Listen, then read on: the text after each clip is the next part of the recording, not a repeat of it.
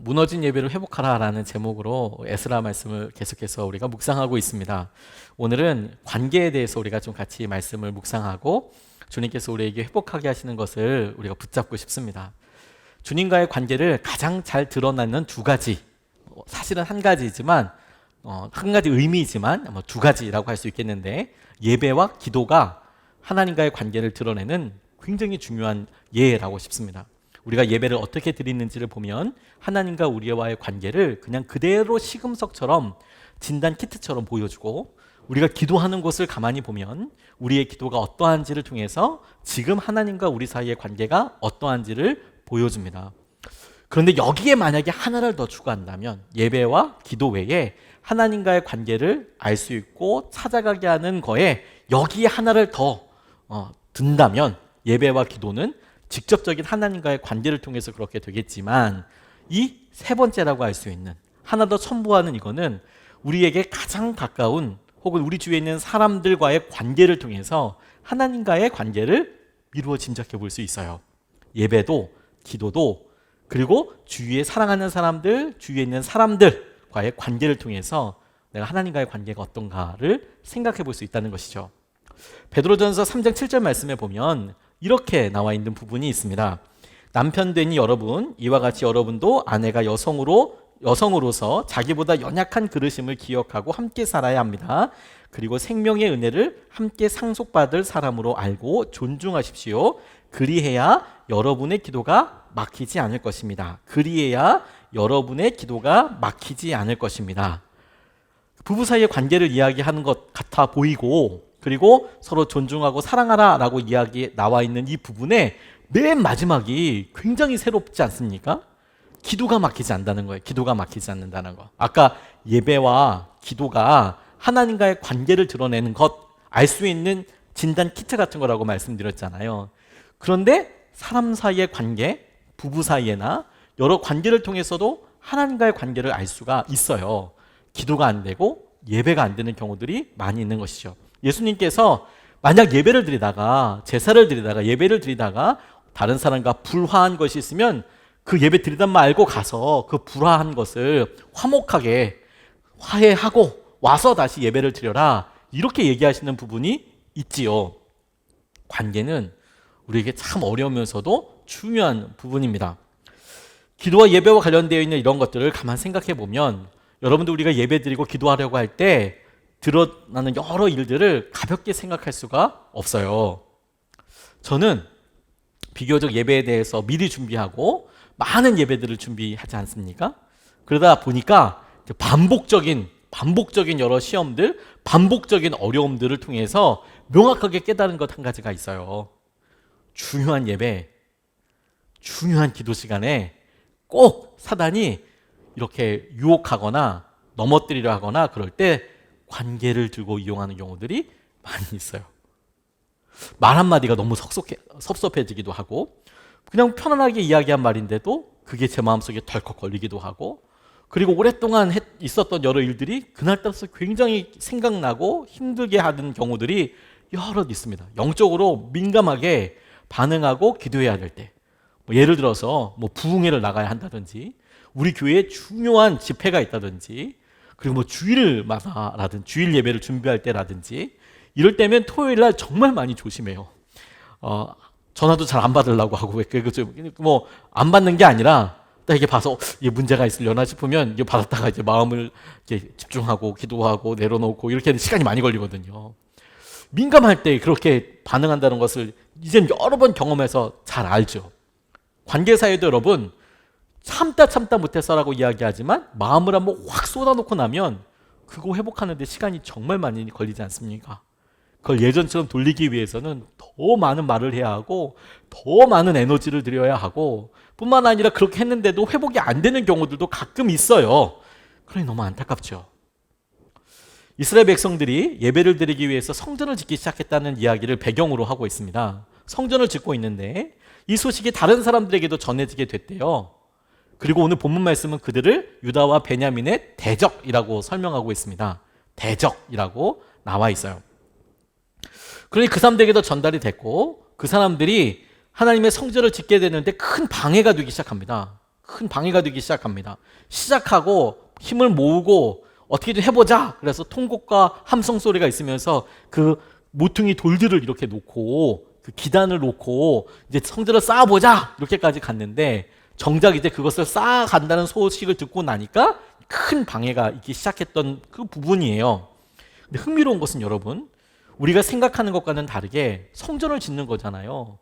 재정적인 문제나 환경의 여건 때문에 어려움이 생긴 게 아니라는 점을 주목해야 해요.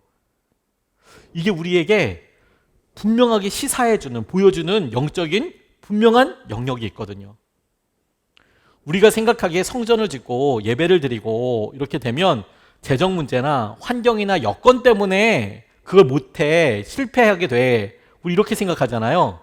근데 성경은 그건 문제도 아니라고 얘기하고 있어요. 아예 언급도 하지 않고 있습니다. 성전을 짓고 교회가 서가는데 제일 큰 방해물과 어려움이 되는 게 뭔지 아세요? 돈이 아니고 환경과 여건이 아니고 사람과의 관계예요. 이게 우리에게 굉장히 중요한 영적인 도전을 준다고 싶어요. 가정을 똑같이 우리가 질문해보고 적용해 볼 수 있습니다.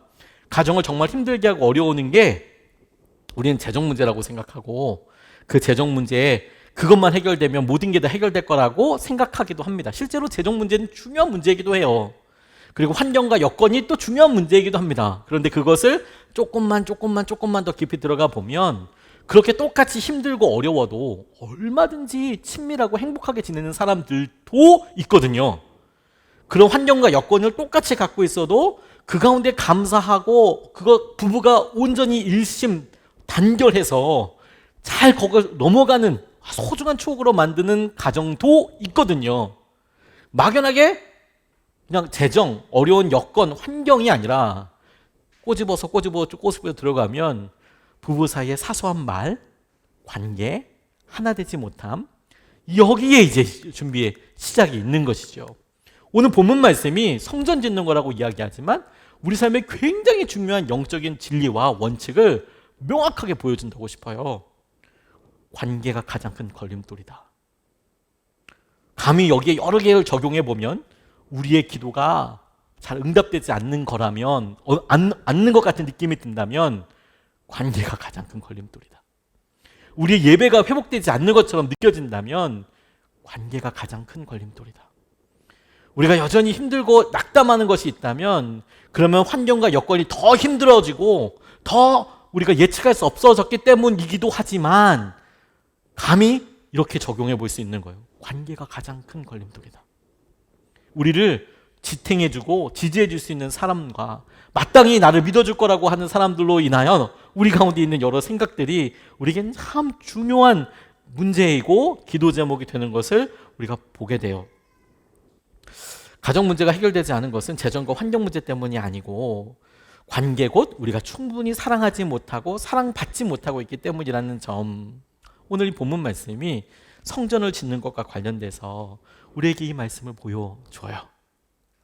그런데 이 관계를 보여주면서 아주 흥미롭게 몇 가지 관점들을 탁탁탁 주는데 세 가지로 좀 살펴보고 싶은데 오늘 이 유다와 베냐민의 대적들이 관계가 확 틀어지게 되는 이 장면을 이렇게 보는데 우리의 삶이랑 참 비슷한 게 뭐냐면 이들이 관계가 깨지기 시작하는 장면의 발단이 도와주기 위해서 생겼다는 거예요.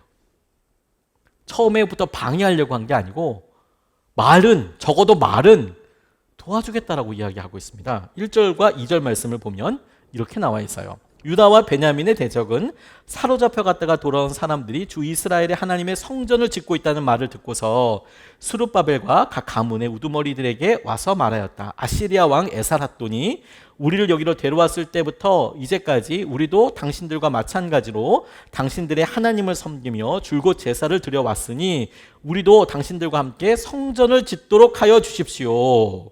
우리도 당신들과 함께 성전을 짓도록 하여 주십시오 라고 그들이 지금 이야기하고 있는 거예요. 성전 지을 때 사람 돈 많이 필요하지 않습니까? 당장 인력도 필요할 거고 지금이야 그걸 전문적으로 하는 기업이 있고 그 기업에 안전하게 그 일을 할 수 있는 사람들을 뭐 여러 과정을 통해서 심사해서 맡기면 되죠. 그 필요한 재정을 맡기기도 하죠. 근데 예전에 그런 게 어디 있습니까? 다 백성들이 돌 나르고 그리고 재물들 만들어서 그 성전 짓는 거잖아요. 그럴 때 여러 사람들이 도와준다는 것은 얼마나 귀한 손길이 되겠습니까? 와서 벽돌 하나만 짊어줘도 그게 얼마나 고마워요. 도와주겠다는 거예요. 도와주겠다는 거예요. 우리가 착각하고 우리가 굉장히 헤매기 쉬운 게 뭐냐면, 오해하기 쉬운 게 뭐냐면, 처음서부터 나랑 싸우자고 덤벼드는 사람은 없습니다. 대부분은 도와주려고 하는 사람들입니다. 물론 이 본문 말씀을 조금 더 자세히 보면 여러 가지로 왜 이 사람들이 도움을 주겠다고 이야기했는데도 그 도움을 안 받겠다고 이야기하는지 심증들이 있어요. 어떤 심증들이 있냐면, 지금 이 사람들이 70년 동안이나 이 성전이 무너진 상태로 있고 바벨로니아로 잡혀갔다가 돌아왔지 않습니까? 그런데 지금 이 사람들이 유다와 돌아온 베냐민 사람들에게 뭐라고 이야기하냐면, 우리가 그동안 하나님께 계속 예배하고 있었다라는 거예요. 지금 성전이 없어졌고 그 전에도 이 우상 숭배와 사람들의 패역함 때문에 하나님께서 성전문을 닫아버리시고 그걸 부셔버리시고 이스라엘 백성들 다 바벨로니아로 데리고 갔는데 거기서 하나님을 섬겼다라고 이 사람이 얘기하고 있는 거예요. 그러니 심증이 있죠. 그 예배가 어떤 예배였을까? 그 전에 이스라엘 백성들이 하나님께로부터 벌을 받아 마땅하다고 평가받았던 우상과 함께 드리는 예배, 하나님이라고 예배하지만 실제로는 우상이고 자기들의 소원과 자기들의 욕망을 위해서 드렸던 예배, 제사, 하나님만 이름하지만 실제 그 내용은 하나님과 전혀 상관없는 것일 수 있다라는 것을 심증으로 알 수 있죠. 70년 동안이나 들여왔다라고 이야기하지만, 그리고 외부에서 사람들을 데리고 왔다고 이야기하지만, 정작 그 예배의 핵심은 여호와 하나님만 온리라고 이야기하기보다, 오직 주님이라고 이야기할 수 있기보다 여러 다른 신들과 자기들의 편안함, 자기들의 문화, 이런 것들이 아마 섞여서 있었을 것임에 틀림없다고 싶어요. 근데 그럼에도 불구하고 저는 이 본문 말씀을 그렇게 사람들이 성전을 짓는데 그 사람들이 손이 어떻고 그 사람들이 하나님을 믿지 않고 이런 것들에 대해서 그렇게 얘기하기보다 우리가 그냥 관계를 통해서 쉽게 자주 접하는 대로,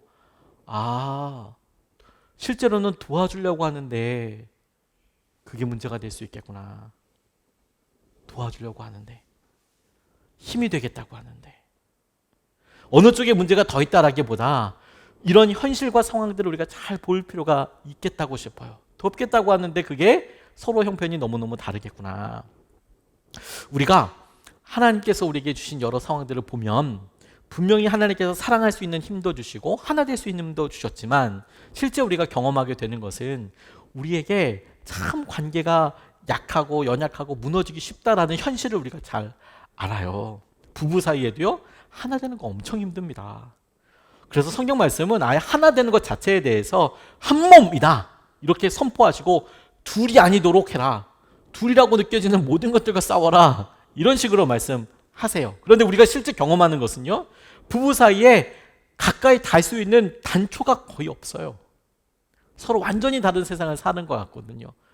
그럼 어떻게 부부가 하나 될 수 있느냐? 하나님께로 나아가는 것, 서로 하나님을 더 사랑하게 되는 것이라고 이제 말씀을 하시죠. 하나님을 더 사랑하게 되는 것을 제외하면 우리가 사람 대 사람으로 만날 수 있는데 분명히 한계가 경험돼요. 분명히 어려움을 경험하게 됩니다.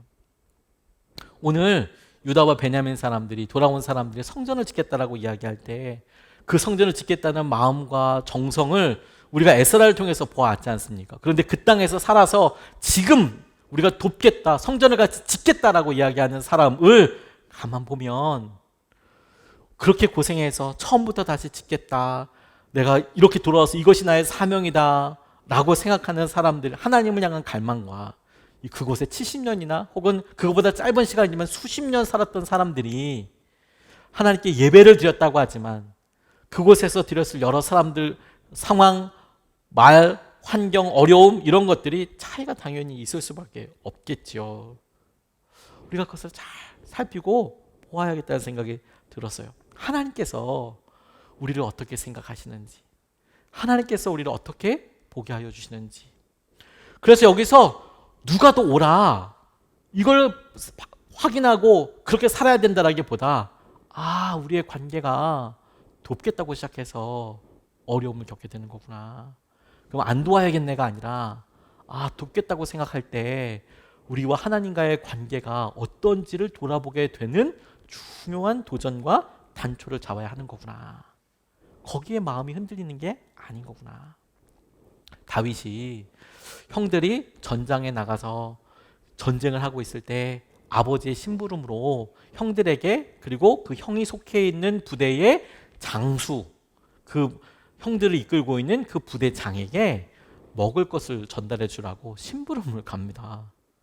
갔는데요, 적장 골리앗이 막 뭐라고 계속 막 얘기해요.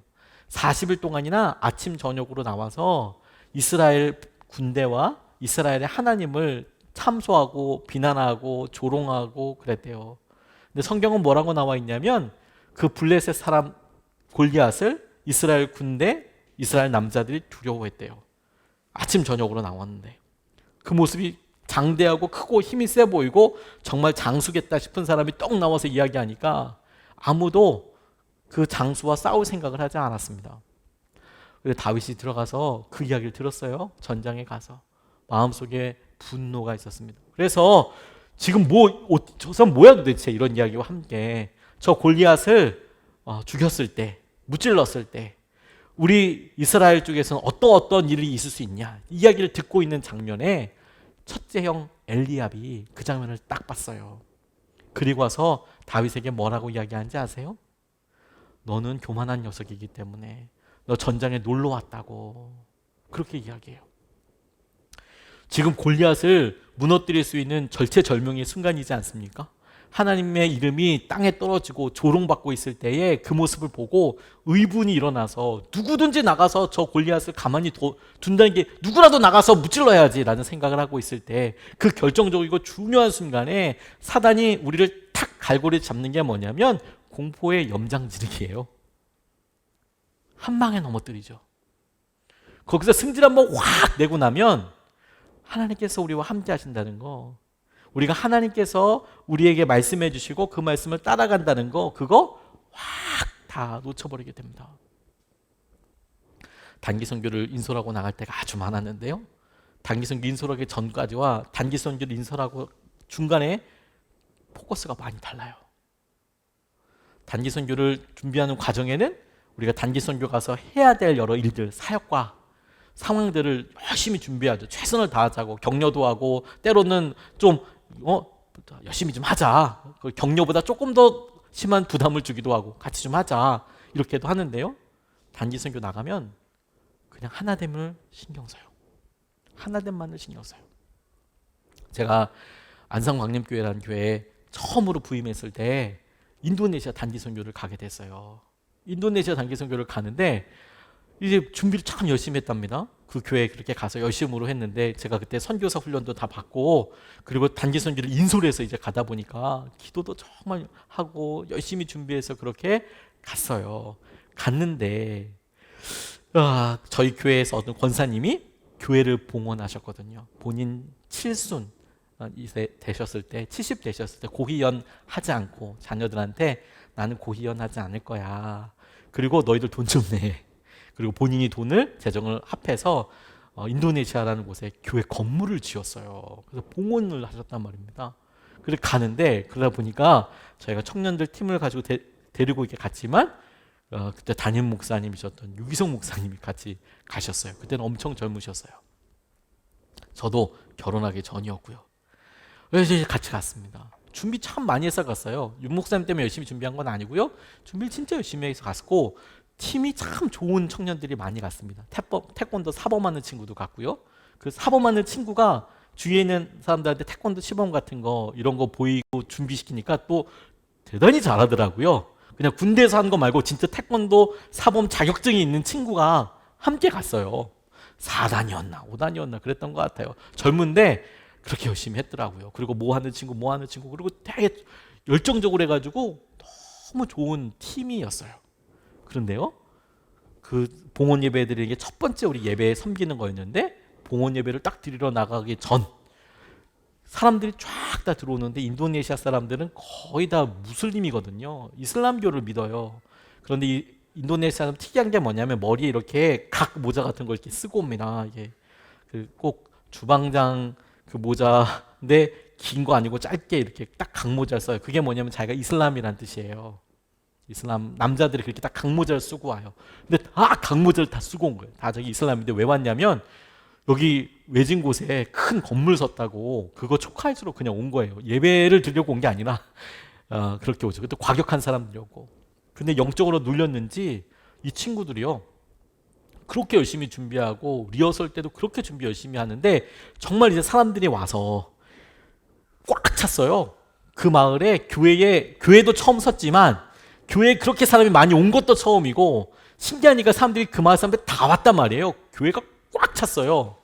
근데 그 옆에 이제 앞문으로 들어가려고 준비하고 있는 그때에 저희 태권도 사범이었던 그 청년이 갑자기 공연을 안 하겠다는 거예요. 공연이 아니라 그 우리가 태권도를 통해서 이제 복음을 전할 수 있는 그런 것들 좀 이제 준비해 가지고 왔거든요. 안 하겠다는 거예요. 왜? 왜 안 해? 못 하겠다는 거예요. 왜 못 해? 마음이 힘들어서 못 하겠다는 거예요. 그 친구가 못 하겠다, 마음이 어렵다라는 것도 10분 이해 가는데요. 그때 제일 무서운 게 뭐냐면 팀이 지금 같이 그러고 있잖아요. 으쌰으쌰해서 팀이 이제 뭔가 해야 되잖아요. 근데 안 하겠다는 거예요. 걔가 안 한다니까 다 안 하겠다는 거예요. 다 안 하겠다는 거예요. 나 못 하겠다는 거예요. 다. 그러니까 그냥 처음에는 태권도 시범만 빼고 그냥 끝나는 거가 아니라 그 뒤에 준비한 것들도 다 지금 이제 안 하고 다 안 하는 분위기가 이제 되는 거죠. 손님들이 그렇게 왔는데 다 안 하는 분위기가 되는 것 진짜 쉽지가 않더라고요. 더군다나 이제 곧 예배가 시작되고 이제 곧 그 담임 목사님도 나가서 이제 이야기를 하셔야 되니까. 근데 주님이 제게 정확한 마음과 영적으로 정말 중요한 부분을 알려주셨어요. 제가 친구들 불러놓고 그렇게 하게 해주셨어요. 주님께서. 너희들 정말 힘들고 어려우면 안 해도 돼. 안 해도 돼.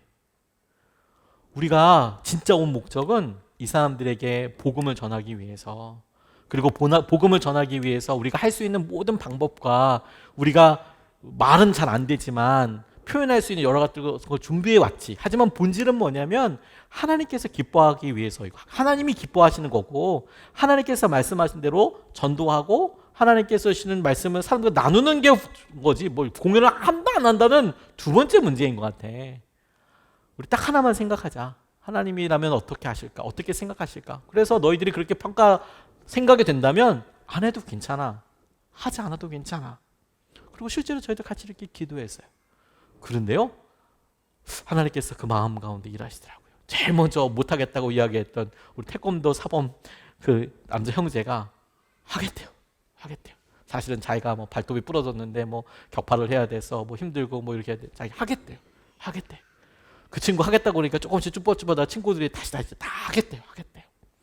정말 은혜롭게 그날 저희들이 간절히 기도하면서 준비했던 것들, 저희가 말은 잘 못하지만 그래도 우리가 몸짓은 다 통하잖아요. 그래서 표현을 어떻게든 하려고 정말 간절히 준비했던 것들을 우리도 너무 은혜 받으면서 잘 우리가 표현할 수 있었어요.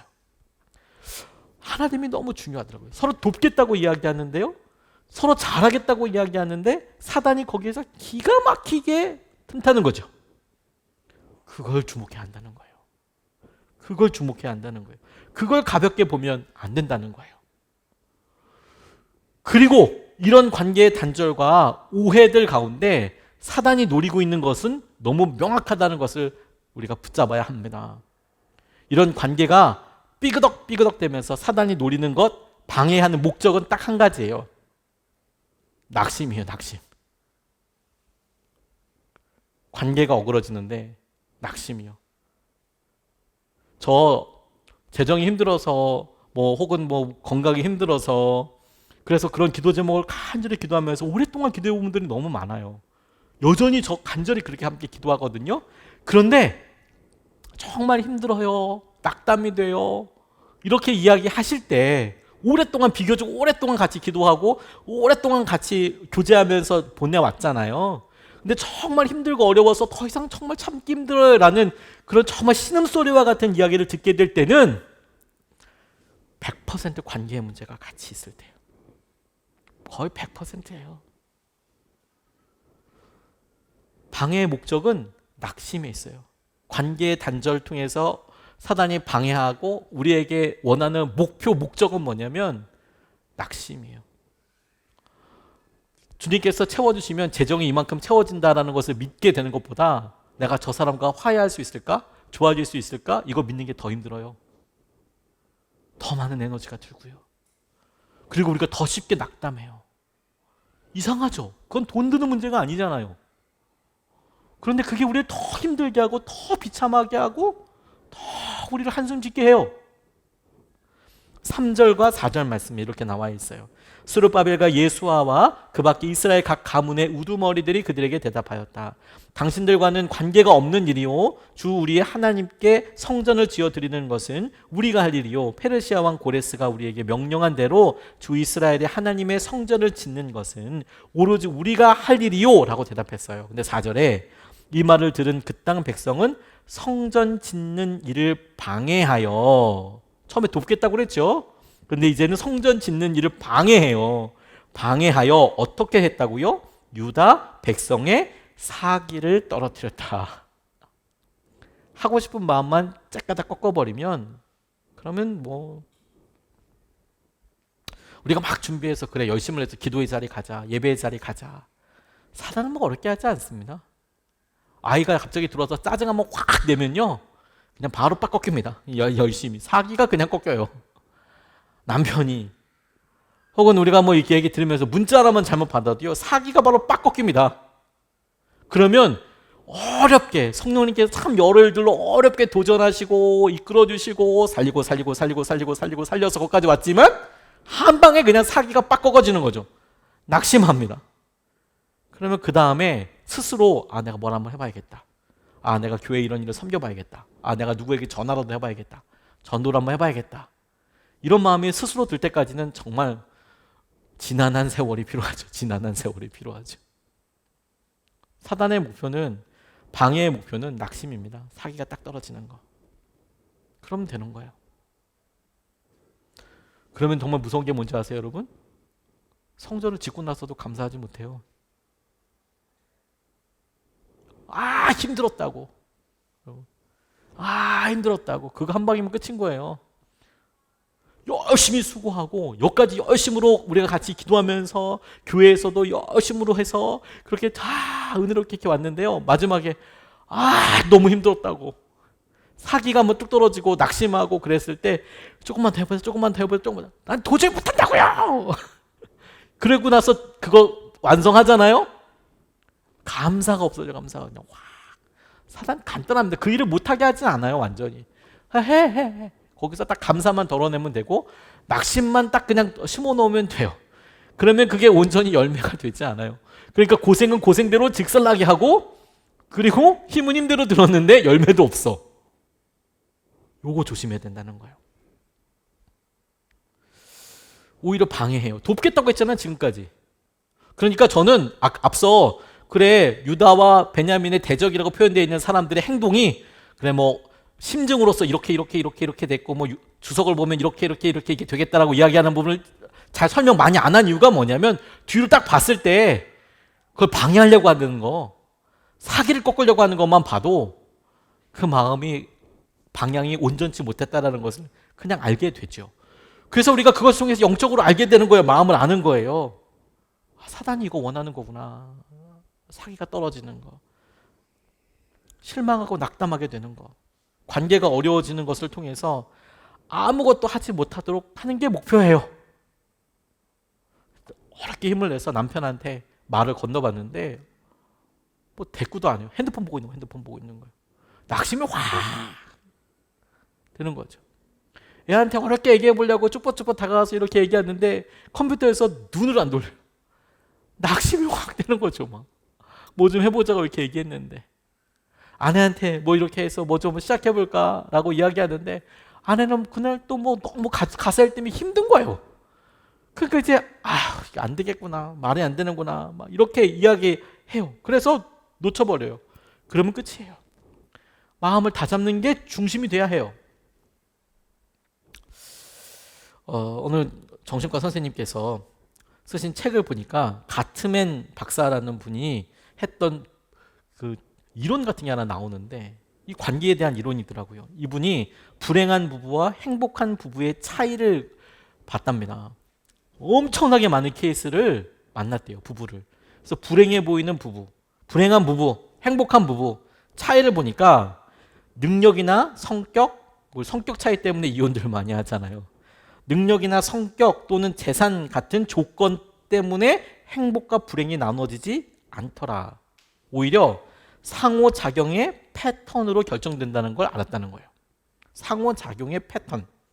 예를 들어서 행복한 부부들의 대화를 보니까 이 가트맨이라는 박사가 뭐 수없이 많은 커플들 몇만 커플을 만난 다음에 보니까 어떤 커플들이 이혼하나, 그래서 이런 가설을 만들어 봤는데 한 94% 정도를 맞히더래요. 대단하죠. 근데 보니까 대화를 가만 봤대요. 그 인터뷰를 가만히 관찰하고 보니까 행복한 부부 대화할 때 그래? 이렇게 계속 그 피드백이 있는 거죠. 그렇구나.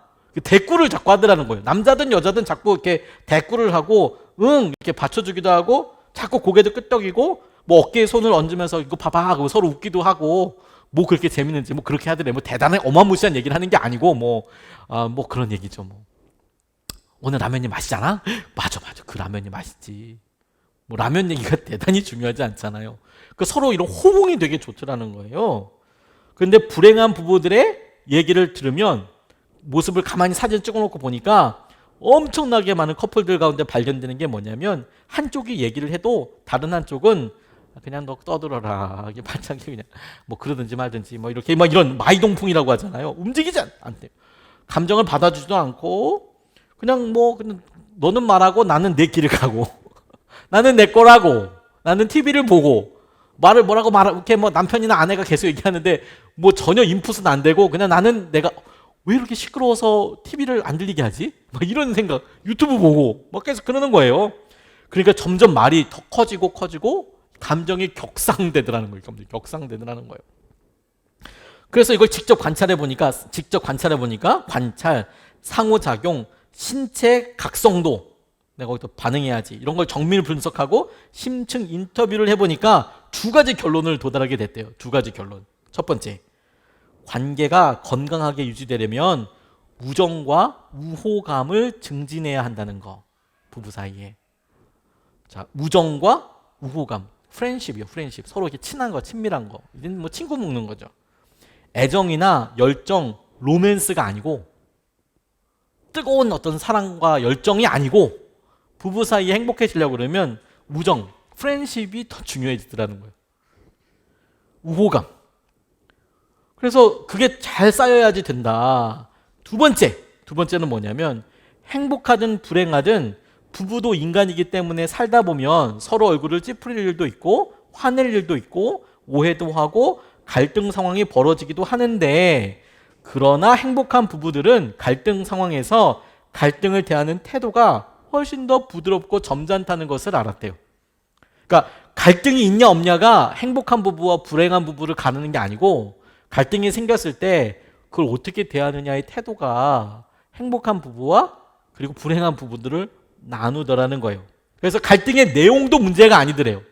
갈등의 내용도 문제가 아니고 내용이 똑같아도 불행한 부부들은 갈등 상황에 이르면 감정적으로 엄청나게 흥분할 뿐만 아니라 서로 파괴적으로 나오면서 아주 격한 말을 한다든지 경멸의 태도를 보인다는 거예요.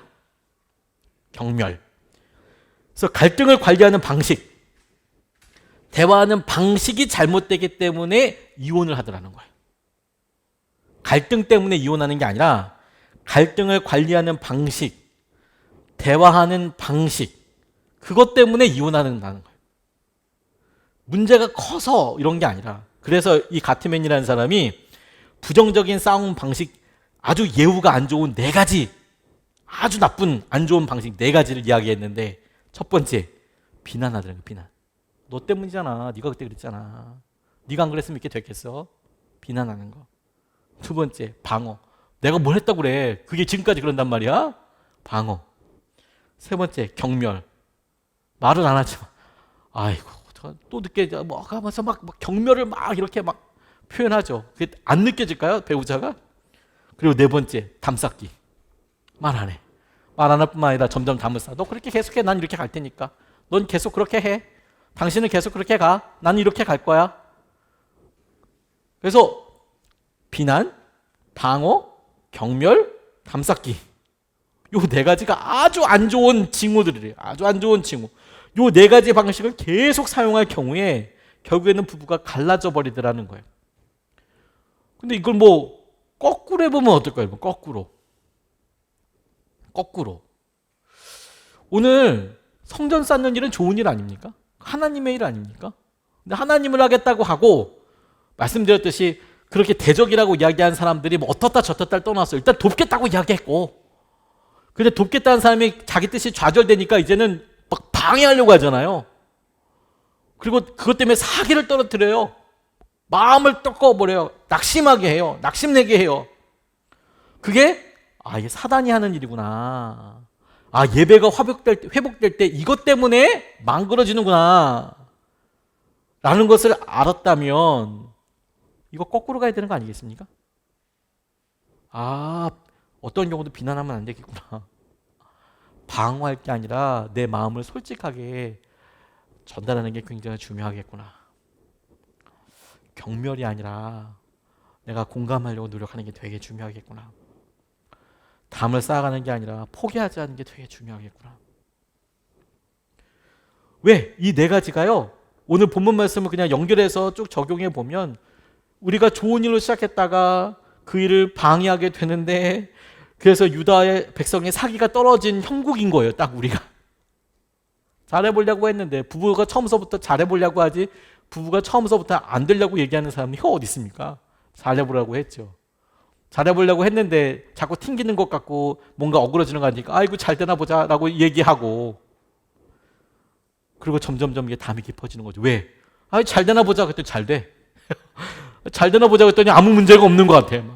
아무 문제가 없는 것 같아. 아이고 내가 뭐 가사 일 안 하면 잘 되나 보자라고 얘기했는데 남편이 잘 사는 것 같아. 왜 이렇게 얄미운 거야? 막 이렇게 생각하기도 하고, 남편이 아이고 그래 잘 되나 보자 라고 이렇게 관심 안 두는데 아내는 뭐 친구들이랑 너무 행복해요. 그거 막 더 열받고 더 힘들어져요. 그게 다 속은 거예요. 속은 거예요. 사단이 딱 노리는 거죠. 딱 노리는 거죠.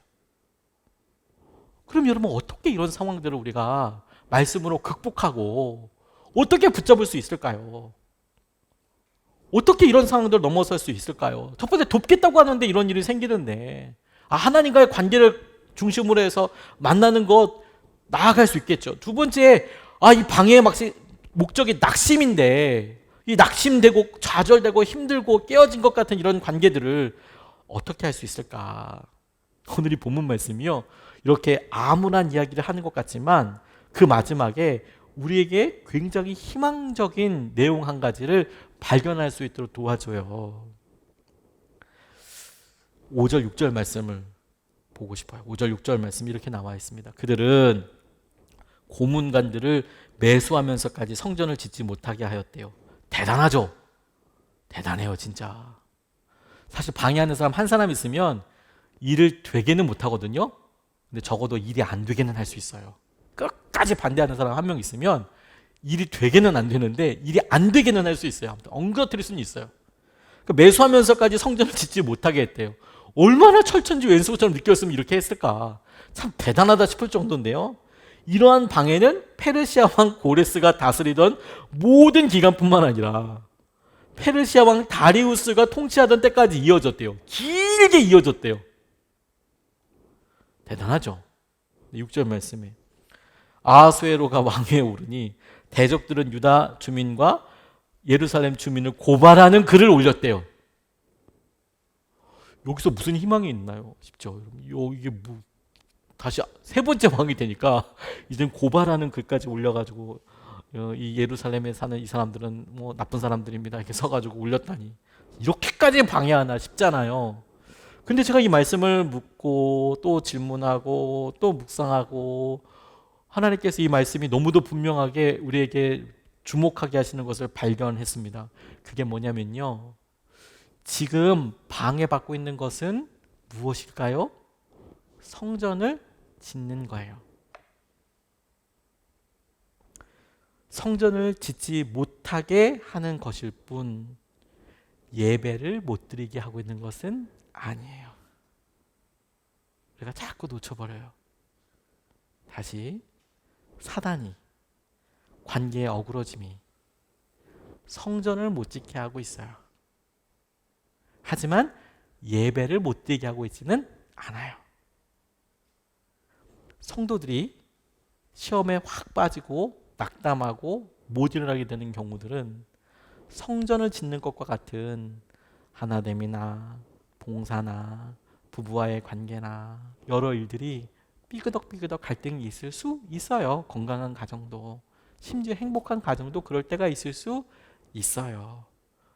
그런데 이 성전을 짓지 못하는 것 때문에 예배 드리는 것을 포기해요.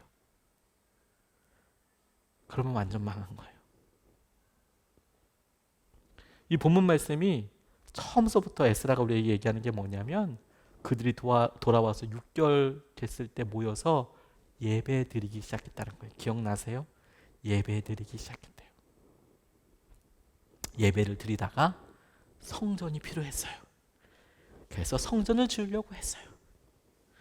성전 짓고 모퉁이 돌 놓고 와 이제 군중의 함성 소리와 통곡 소리가 들리면서 시작을 했는데 돕겠다는 사람이 나중에는 막 정말 이런 표현이 딱 맞는데 조금 강하긴 해서 좀 조심스럽습니다만 악랄하게 방해래요. 악랄하게 방해래요. 막 편지 써가지고 안 된다고 막 그러고 요즘 얘기하면 투서 쓰는 거 아니에요. 민원 넣는 거예요.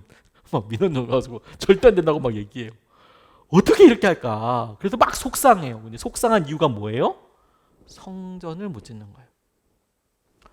예배 드리는 건 아니에요. 예배 드리는 건. 그리고 보니 앞서 처음에 유다와 베냐민의 성전 짓겠다고 찾아온 사람, 지금 방해하는 사람도 고쳐 생각해 보면 처음서부터 함께 예배하자고 찾아온 사람이 아니고 성전 짓겠다고 찾아온 사람. 함께 예배하겠다는 사람을 누가 말려요? 왜 쫓아내요? 함께 하나님 앞으로 나아가겠다는데 처음에 하나님께서 사람들 사이에 가까워질 수 있는 게 없는 것처럼 보여진다고 말씀드렸잖아요. 하나님께로 나아갈 때 하나 될 수 있다고 말씀드렸잖아요. 처음부터 이 사람들이 왜 예배 드릴 때 안 왔어? 예배 드릴 수 있는데? 그리고 그 많은 시간 동안 예배 드리면서 얼마든지 그 마음이 함께 예배하면서 그들의 마음을 통해서 드러날 수 있을 텐데 왜 그때는 가만히 있었어? 근데 정작 그런 예배와 간절함이 빠진 상태로 성전 짓겠다는 데 있어서 틀어질 수 있고 어그러질 수 있고 낙담할 수 있겠죠. 근데 그게 우리에게 희망이 되는 게 뭐냐면 그렇구나, 성전을 짓지 못하게 한 것일 뿐 예배를 못 드리게 한 것은 아니구나. 여기에 희망이 있다니까요.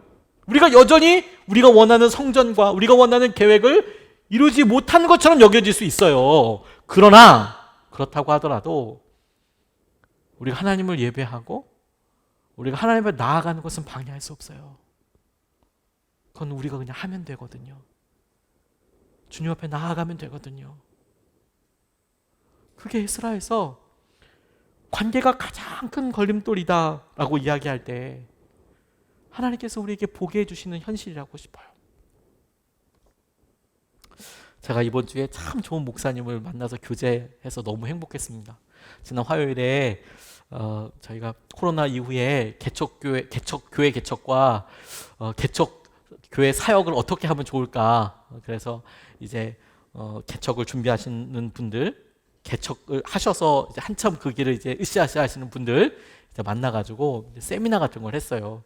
부족하지만 저도 이제 좀 정리해서 이제 좀 나눴거든요. 저희 교회가 어떻게 여기까지 왔는지.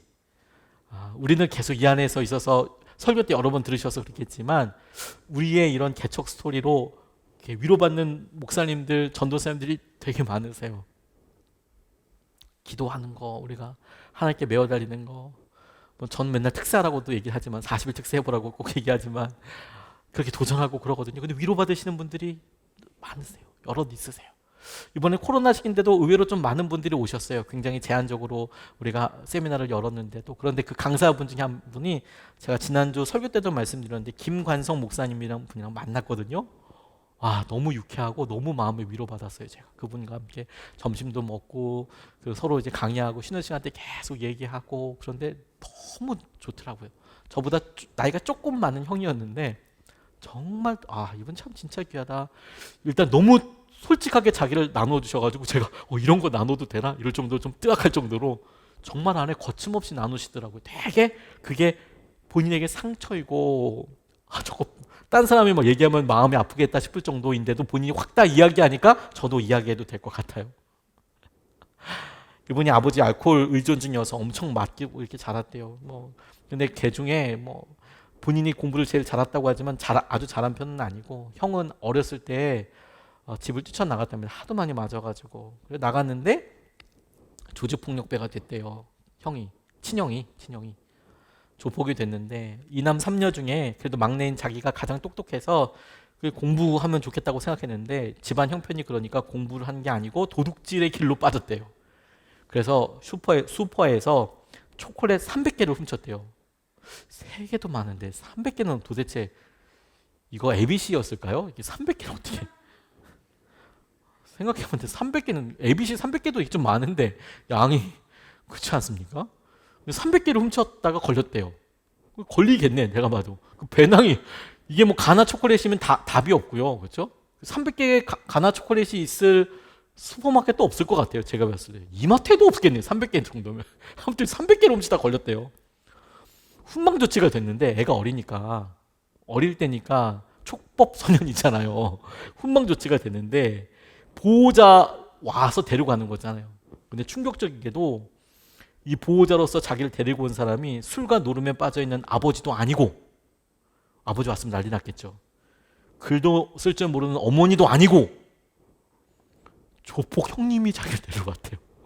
경찰서에 조폭인 형님이 자기를 데려왔대요. 초콜릿 훔쳐가지고 훈방조치 당하는 그 막내 동생을 데리고 왔답니다.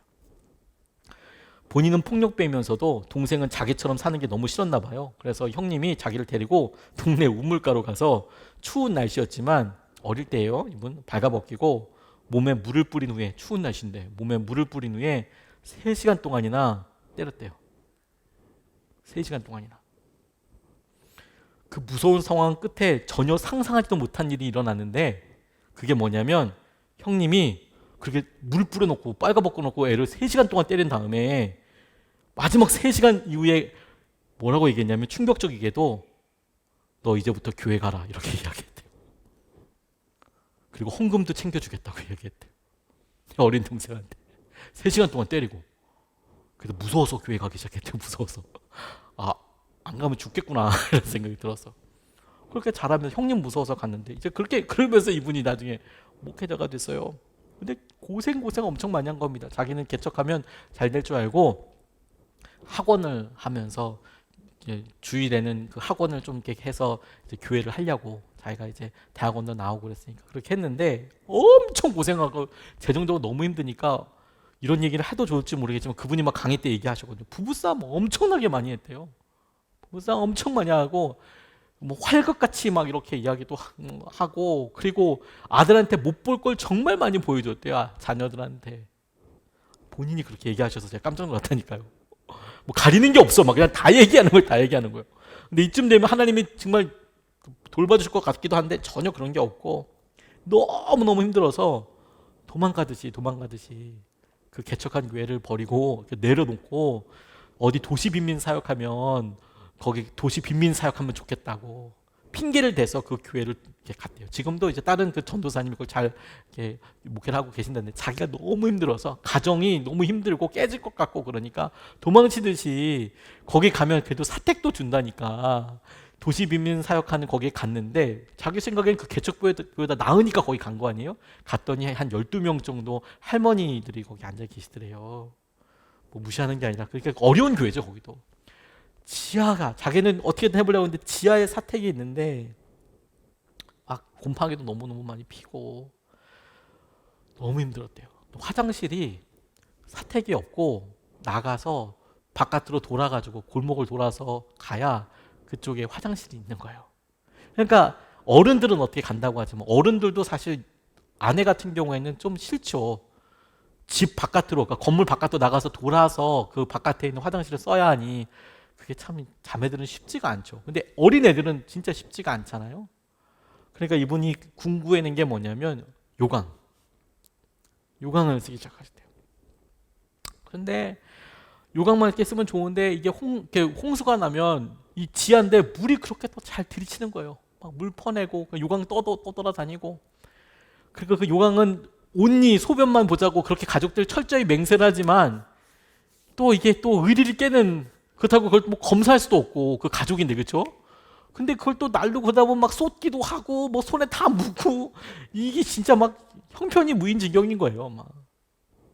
그런데 자기가 정말 힘들게 이게 도저히 안 되겠다, 가난하고 힘들어서. 근데 어머니가 울산 사시는데 울산 분이시거든요, 이분이.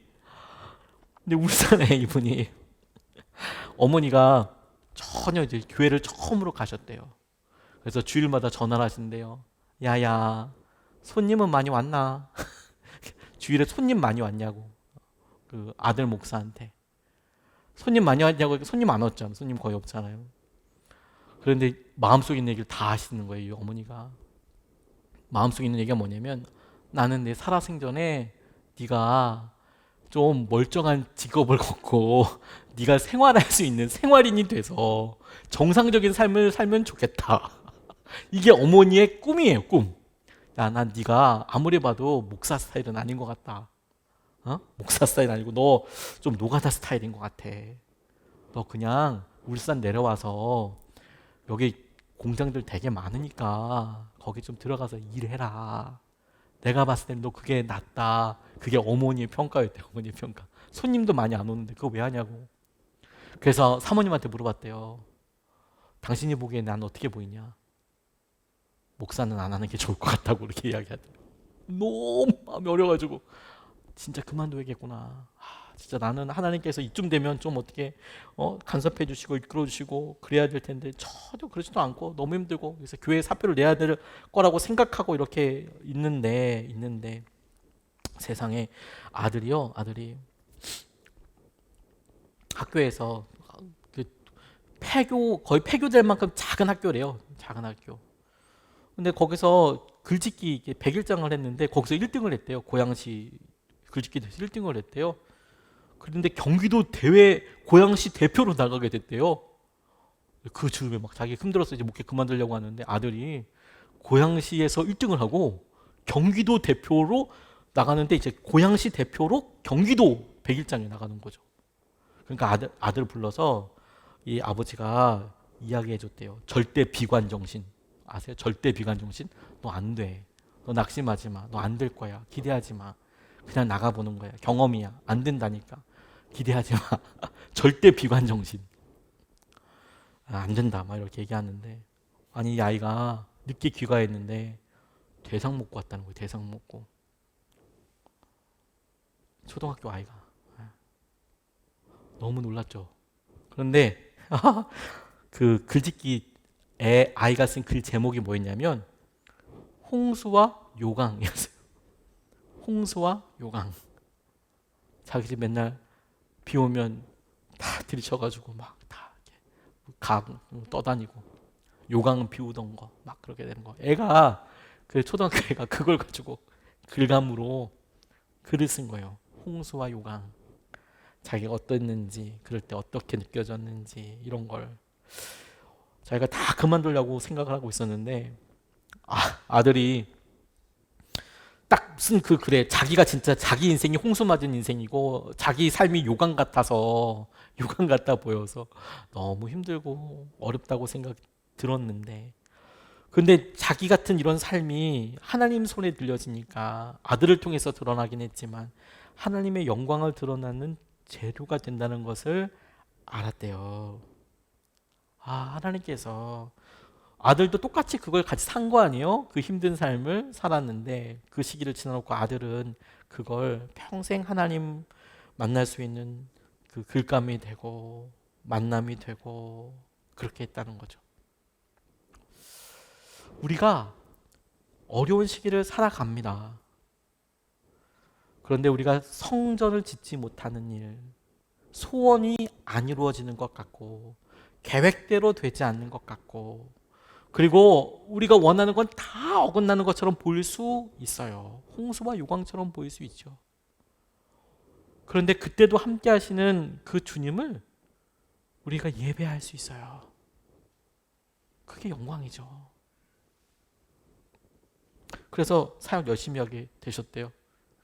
그리고 그 다음에 하나님께서 놀랍게 역사해 주시고요. 여러분 도전 드리고 싶어요. 관계를 영적인 상황에 연결해서 생각해 보세요. 관계를 영적인 상황에 연결해서 생각해 보세요. 제가 세 가지 도전 드리고 싶어요. 첫 번째, 관계가 어려워질 때 주님이 나를 훈련시키시는구나. 뭐라고요? 주님이 나를 훈련시키시는구나. 영적인 문제로 생각하는 거예요. 내가 어렵고 힘든 사람이 있어. 막 미운 사람이 생겼어요. 주님이 나를 훈련시키시는구나. 이건 열매 잔치구나. 이건 완전 내 삶에 성령의 열매가 엄청날 거예요. 막. 자, 두 번째 도전 드리고 싶어요. 주님과의 관계를 질문하시는구나. 주님이 이 어려운 사람과의 관계를 통해서 내가 주님을 얼마나 사랑하는지를 질문하고 계시는 거구나. 주님과의 관계를 질문하고 계시는 거구나. 영적인 문제가 생겼어요. 관계 어려움이 생겼을 때 내가 주님과의 관계에 문제가 생겼다거나, 혹은 내가 주님과의 관계가 친밀하지 않다거나, 주님이 나를 바짝 끌어당기신다거나, 주님과의 관계를 두 번째 생각해 봐야 돼요. 세 번째, 주님께서 이 일을 통해서 이루실 일이 있으신가 보구나. 이 일을 통해서 뭔가 이루시겠구나. 그게 뭐 홍수든 요강이든 주님께서 뭔가 이루시겠구나. 첫 번째가 뭐였다고요? 주님이 나를 훈련시키시는구나. 두 번째, 주님과의 관계를 질문하시는구나. 나 얼마나 주님을 사랑하는지. 세 번째, 주님께서 이 일을 통해서 이루실 일이 있구나. 이루시겠구나. 관계가 가장 큰 걸림돌이라고 할 때 우리가 해결할 수 있는 일은 하나님께 집중하는 거예요. 그리고 그곳에서 예배하는 거예요. 관계가 걸림돌이죠.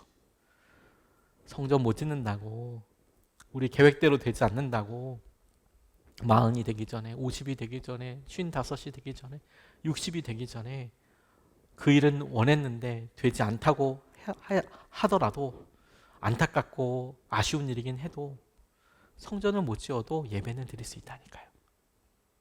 우리가 그 예배 드리면서 살아요, 여러분. 오늘 주님께서 우리 가운데 일하시는 대로. 오늘 찬양하고 기도하고 싶습니다. 온 땅의 주인이라는 찬양하고 싶은데요. 후렴부가 너무 여러분들과 함께 고백하고 싶었어요. 뭐냐면, 나는 오늘 피었다 지는 이름 없는 꽃과 같네. 바다에 있는 파도 안개와 같지만 주는 나를 붙드시고 부르짖음 들으시며 날 귀하다 하시네. 아이고 주님. 관계 때문에 우리 참 많이 지치잖아요, 여러분. 참 큰일이 아니어도 관계가 어그러지고, 특별히 사랑하는 사람 사이에 좀 오해가 생기면 제 경우에는 너무 낙담이 되더라고요. 솔직히 오늘 준비하면서 저한테 되게 많이 쓰다듬어졌어요. 성전을 못 짓는 거지 예배를 못 드릴 필요는 없잖아, 그렇죠? 관계는 참 우리 힘들게 해요. 그러니까 주님 제대로 배우게 될 거예요, 우리가. 우리 찬양하고 오늘 말씀 붙잡고 함께 기도하겠습니다.